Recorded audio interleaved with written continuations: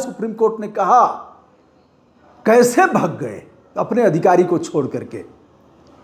SHO भग जाता है, उप निरीक्षक भग जाता है, जियाउल हक का गनर भग जाता है, फिर से जांच करो।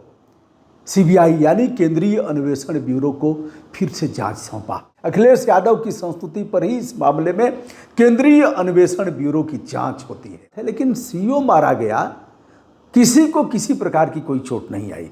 इस पर सर्वोच्च न्यायालय सीबीआई को आदेश कर सीओ जियाउल हक की हत्या के बाद अखिलेश यादव की नींद हराम हो गई थी। पूरी तौर पर नींद गायब थी, क्योंकि उनके कार्यकाल का सबसे लोमहर्षक कांड था कि अल्पसंख्यक समाज का डीएसपी मारा गया था। वह भी ऐसे व्यक्ति के इलाके में जो उनके मंत्रिमंडल का सदस्य था, यानी रघुराज प्रताप सिंह राजा भैया के इलाके में सीओ जियाउल हक की हत्या हुई थी। 2 मार्च को हत्या होती है। वलीपुर गांव में कई हत्याएं होती हैं, जिसमें जियाउल हक को छोड़कर उनके ही सुरक्षाकर्मी और एसओ इत्यादि भाग जाते हैं। मामला सुप्रीम कोर्ट तक जाता है। सुप्रीम कोर्ट ने कहा, कैसे भाग गए अपने अधिकारी को छोड़ करके। एसएचओ भग जाता है, उप निरीक्षक भग जाता है, जियाउल हक का गनर भग जाता है, फिर से जांच करो। सीबीआई यानी केंद्रीय अन्वेषण ब्यूरो को फिर से जांच सौंपा। कैसे सीबीआई कोर्ट, उच्च न्यायालय और सर्वोच्च न्यायालय में यह मामला पहुंचता है। फिलहाल 10 लोगों को सज़ा का ऐलान किया गया है। 10 जेल में हैं। 9 तारीख को सज़ा सुना दी जाएगी, और सज़ा क्या होगी, कितने वर्षों की सज़ा होगी, किस तरह की सज़ा कोर्ट देगी, ये अभी देखना बाकी है। फिलहाल आज हम इस मामले पर चर्चा करेंगे कि राजा भैया से और अखिलेश यादव में खटास कैसे पैदा हुई। उन्हीं के मंत्रिमंडल के सदस्य, कभी कल्याण सिंह ने कहा था, गुंडा विहीन कुंडा करो। कल्याण सिंह एक कद्दावर और राजनीति का किसी का कोई स्थायी शत्रु मित्र नहीं है। कल्याण सिंह ने कुंडा को गुंडा विहीन करने की बात किया था। अपने प्रत्याशी को जिताने के लिए वह गए थे कुंडा में जनसभा किया था और कहा था, मानस में 2 पंक्तियां हैं, निश्चरहीन करो मही। निश्चर माने राक्षस, निश्चरहीन यानी उनका समापन, उनका अवसान करूंगा। निश्चरहीन करो मही, मही माने धरती। निश्चरहीन करो मही भुज उठाए पनकिन। भगवान राम ऐसे दोनों हाथ उठा करके कहते हैं, भुज उठाए पनकिन सब ही मुनिन के आश्रम जाय सुख दिन। सारे साधु महात्माओं के आश्रम में जाकर के कह रहे हैं, निश्चरहीन करो मही, इस धरती को निशाचरों से समाप्त कर दूंगा निशाचर। तो कल्याण सिंह कह रहे हैं, गुंडा विहीन कुंडा करो, गुंडा विहीन कुंडा करो, ध्वज उठाए 2 हाथ। यानी भाजपा का झंडा उठाते हैं दोनों हाथ से और कह रहे हैं कि कुंडा को गुंडा विहीन कुंडा करो। लेकिन बाद में वही राजा भैया सबसे बड़े सिपह सलार होते हैं कल्याण सिंह के, और कल्याण सिंह के मंत्रिमंडल में शामिल होते हैं। आइए कभी फिर से उस बात को बताएंगे। फिलहाल आज अखिलेश यादव की नींद हराम। प्रसंग अनुकूल नहीं है, लेकिन एक बार रावण की नींद गायब हो गई थी। इसको जोड़ करके मत देखिएगा। मानस में कई बार प्रसंग आया है कि रावण सोया नहीं है। सूपनखई समुझाई के बल बोले से बहु भांति। जब सूपनखा की नाक कट जाती है तो रावण के पास जाती है सूपनखा। कहता है रावण, जब जानता है कि खरदूषण को मार डाला उन दोनों ने, तो कहा, खरदूषण मोइसम बलवंता तिनहि को मारे बिनु भगवंता। जब भगवंत लिन अवतारा तव में जाय बैर हट करियों। यदि सचमुच भगवान ने अवतार ले लिया है, प्रभुसर ते भवसागर तरियों, भगवान के बाणों से इस भवसागर को पार हो जाऊंगा, क्योंकि भजन न हो ही तामसी देहा, तामसी शरीर से भजन नहीं होगा। अखिलेश यादव की संस्तुति पर ही इस मामले में केंद्रीय अन्वेषण ब्यूरो की जांच होती है। अखिलेश यादव ने कोई कोताही नहीं किया, कहा कि ठीक है, अगर ऐसी घटना है, लोगों की मांग है और इस तरह से लोग उबाल में हैं, तो हम केंद्रीय अन्वेषण यानी सीबीआई जांच की संस्तुति करते हैं, जिस पर सीबीआई जांच हो गई थी। दोस्तों, इस घटना के बारे में मैं कल बता चुका हूं। आज मैं उसके आगे यानी फॉलो अप करने जा रहा हूं। जेल से चिट्ठी लिखा था ग्राम प्रधान नन्हे यादव के लड़के पवन यादव ने। किसको लिखा था? जियाउल हक की पत्नी परवीन आज़ाद को। आप सभी इस बात से विज्ञ हैं, जियाउल हक की पोस्टिंग 2012 में कुंडा में हुई थी एज ए पुलिस क्षेत्राधिकारी, डिप्टी एसपी के तौर पर। 2013 की यह घटना है। 2013 में जैसे ही यह घटना होती है बलीपुर गांव में, वैसे ही फिर सीबीआई जांच की संस्तुति होती है। 2 मार्च 2013 को 3 मार्च को सदन चलता है। सदन में बताते हैं राजा भैया ने अपना पक्ष रखा, लेकिन बहुजन समाज पार्टी और भारतीय जनता पार्टी ने समाजवादी पार्टी की सरकार पर जम करके निशाना साधा था। वैसे राजा भैया के आगे बोलने वाले कम लोग हैं, बचा करके लोगों ने बोला और इस मामले में केंद्रीय अन्वेषण ब्यूरो की जांच हो जाती है। मैंने कल बताया था कि 5 लोग, राजा भैया सहित 5 लोग इसमें आरोपी बनाए गए थे। परवीन आज़ाद, जियाउल हक की पत्नी, उनकी बेगम के द्वारा। लेकिन सीबीआई ने क्लोजर रिपोर्ट लगा दिया। फिर उच्च न्यायालय में क्लोजर रिपोर्ट के अगेंस्ट परवीन जाती हैं और दरवाज़ा खटखटाती हैं कि साहब इन्होंने जो क्लोजर रिपोर्ट लगाया है इसको हम चुनौती दे रहे हैं, ठीक नहीं है। उच्च न्यायालय ने इस पर सुनवाई किया और सुनवाई करने के बाद सीबीआई की बात मान लिया, क्योंकि राजा भैया वहाँ थे नहीं। राजा भैया उस समय लखनऊ में थे। जो घटना हुई थी उसमें गांव के लोग थे, 1-2 गांव के लोग थे, दोनों पक्ष के थे। और आप सभी जानते हैं कि एक पक्ष नन्हे यादव प्रधान का था, एक पक्ष कामता पाल का था, और दोनों में जो विवाद चल रहा था ज़मीन को लेकर के, वह कहते थे हमारी ज़मीन है, वह कहते थे हमारी ज़मीन है। इसे लेकर के गोली चली, नन्हे यादव को मारा कामता पाल के लड़कों ने।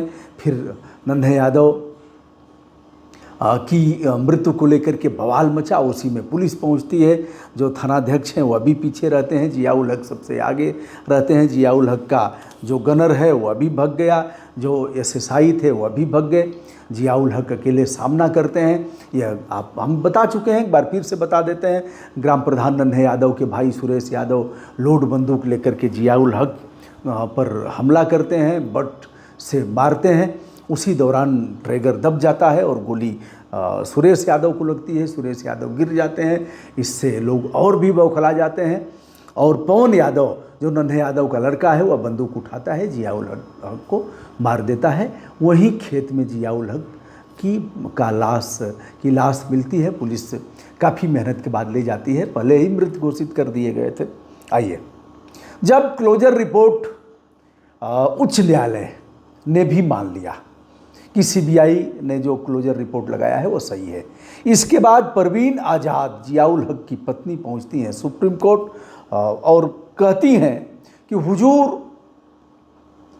अन्य पुलिसकर्मियों को खरोच तक नहीं आई, न वहाँ के एसएचओ को खरोच आई, न वहाँ के उप निरीक्षक को, न और जो थाना पुलिस फोर्स गई थी, न ही इनके हमराही और गनर को खरोच आई। साहब हमारे पति को मार डाला गया और राजा भैया इसमें 120 बी के षड्यंत्रकारी हैं, उनके ऊपर एक्शन लिया जाए। सीबीआई उनके प्रभाव में काम कर रही है और हम चाहते हैं कि आप इसकी जांच कराएं। जैसा कि आप जानते हैं 302 उस समय की धारा 302 हत्या का मुकदमा, 120 बी सहित अन्य 5-6 गंभीर धाराओं में मुकदमा पंजीकृत किया गया था। इस मामले में सुप्रीम कोर्ट भी सीबीआई से सवाल करता है कि बात तो ठीक है, किसी को खरोच नहीं आई, वह डीएसपी था, राजपत्रित अधिकारी था, उसकी सुरक्षा में यह लोग थे। उसके नीचे एसएचओ आते हैं जो 3 स्टार लगाते हैं, वह अराजपत्रित हैं। उसके नीचे एसआई हैं, उसके नीचे हमराही हैं, गनर हैं। किसी को कोई चोट नहीं आती है और सीओ मारा जाता है, किसी को खरोच तक नहीं आई। अलग बात है कि सरकार ने उन्हें निलंबित किया, 8 लोगों को उनके ऊपर एक्शन लिया, क्या हुआ अलग बात है, लेकिन सीओ मारा गया, किसी को किसी प्रकार की कोई चोट नहीं आई। इस पर सर्वोच्च न्यायालय सीबीआई को आदेश करता है कि 90 दिन के अंदर फिर से जांच करो और जांच करके पूरी रिपोर्ट हमें दो। सीबीआई 90 दिन के अंदर उसकी जांच पूरी करता है और सीबीआई के द्वारा बताया जाता है कि साहब जो कुछ हम बताए हैं वह सत्य है, इसमें कहीं कुछ ऐसा नहीं है। इसी बीच जेल से नन्हे यादव प्रधान का लड़का परवीन आज़ाद जियाउल हक की पत्नी को पत्र लिखता है और कहता है कि इस मामले में राजा भैया का पूरा पूरा हाथ है, वही और उनके लोगों ने मरवाया है और राजा भैया के मैनेजर, पुराने मैनेजर, उनके शूटर नन्हे सिंह ने जियाउल हक को गोली मारा है। मैडम, हमारा कोई दोष नहीं है, हम लोगों का कोई दोष नहीं है, हम लोगों ने जियाउल हक की हत्या नहीं की है, उनको मारा पीटा नहीं है। जैसा कि आप इस बात से अवगत हैं, लाठी डंडे से पीटा गया, निर्मम हत्या उस जाबाज पुलिस अफसर की गई। तो इस मामले में उन्होंने कोर्ट में इस पत्र को भी लगाया, पवन यादव के पत्र को। जिन लोगों को दोषी ठहराया गया है, जिन्हें सज़ा दी गई है, सज़ा का ऐलान होना बाकी है, कितने वर्षों की सज़ा होगी, फांसी होगी, आजीवन कारावास होगा, जो भी होगा अभी जल्दी ही सामने आ जाएगा। उसमें 10 दोषियों में पवन यादव, फूलचंद यादव, राम आश्रय, मुन्ना पटेल, शिवराम पासी, छोटेलाल यादव, जगत बहादुर पाल, घनश्याम सरोज, मंजीत यादव और राम लखन गौतम हैं। राजा भैया 1993 से लेकर के अब तक लगातार बने हुए हैं। अखिलेश यादव के समय वह कैबिनेट मंत्री थे। 2012 वाली सरकार में अखिलेश यादव ने उन्हें कहा कि आप इस्तीफा दीजिए, उन्होंने इस्तीफा दे दिया। सीबीआई जांच हुई, उसका भी सामना किया। अब सवाल यह उठता है, हम आगे बताएंगे, जो टेस्ट हुआ है राजा भैया का उसके बारे में हम बताएंगे अगले वीडियो में, क्योंकि वीडियो लंबा होगा। लेकिन अखिलेश यादव से राजा भैया की खटास हो गई, इनके वजह से किरकिरी हुई, मंत्रिमंडल से त्यागपत्र देना पड़ा, खाद्य एवं रसद मंत्रालय इनके जिम्मे था और सामना किया।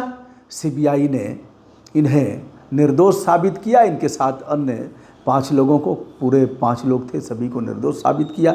10 लोगों को दोषी ठहराया गया है। भद्री रियासत, बेती कोठी और अन्य मामलों में भी हम वीडियो करेंगे।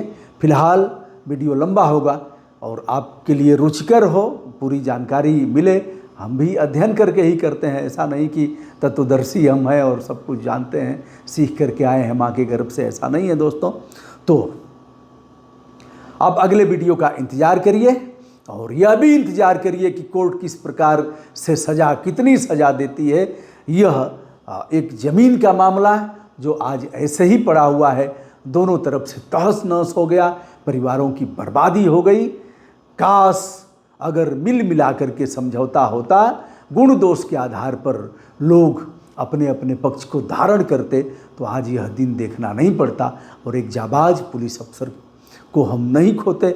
जियाउल हक मूल रूप से देवरिया स्थित नून खार के एक गाँव के रहने वाले हैं। सामान्य परिवार का वह युवा डिप्टी एसपी हो जाता है और फिर किस तरह से ऐसे। अब एक सवाल यह भी उठता है कि राजा भैया ने उन्हें मरवाया। परवीन यह भी कहती हैं कि वह जो भी वहाँ अवैध खनन होता था उसका हमारे पति विरोध करते थे, राजा भैया को यह बात हजम नहीं होती थी। लोग कहने वाले यह भी कहते हैं, मैं भी उन कहने वालों में से एक हूँ, कि राजा भैया कैबिनेट मंत्री थे, एक इशारे पर वहाँ से जियाउल हक हटा दिए जाते, मरवाने की क्या ज़रूरत थी।